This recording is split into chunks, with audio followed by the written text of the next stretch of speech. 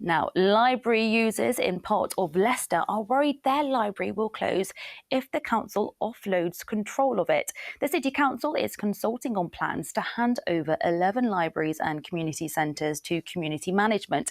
It says it can no longer afford to run them, and the move would save an estimated £2.1 million a year. But the people using Rushey Mead Library are urging them to think again. Helen Astill reports. Campaigners say that Rushey Mead Library is at the heart of their community, but they're now concerned for its future.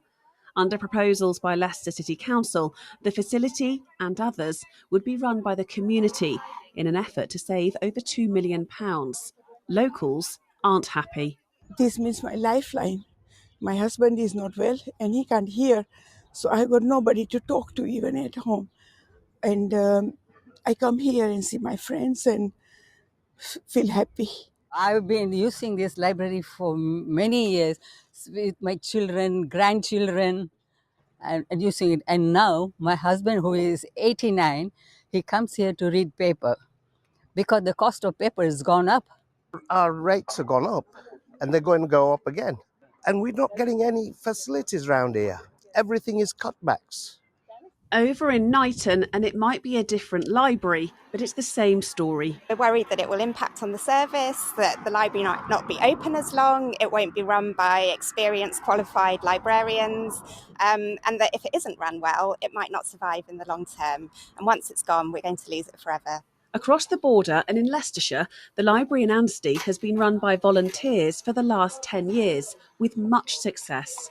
I think that it has enhanced the community because it provides a place where people can come and meet. And a lot of people, particularly in the winter, find that it's really helpful to them because they get very lonely. There's a rota of over 30 volunteers.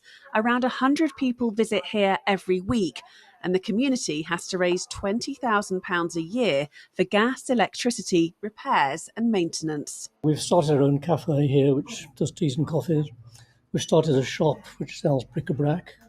And so we rent out a spare room that we have for a small amount to local groups. We asked Leicester City Council for an interview. They declined. In a statement, the Assistant City Mayor said this is not a closure programme. Community buildings can be very successfully run by community groups, and we are asking local people to consider how they can work with us to take over these buildings. The consultation runs until the 29th of June. Helen Astill, BBC East Midlands Today, Leicestershire.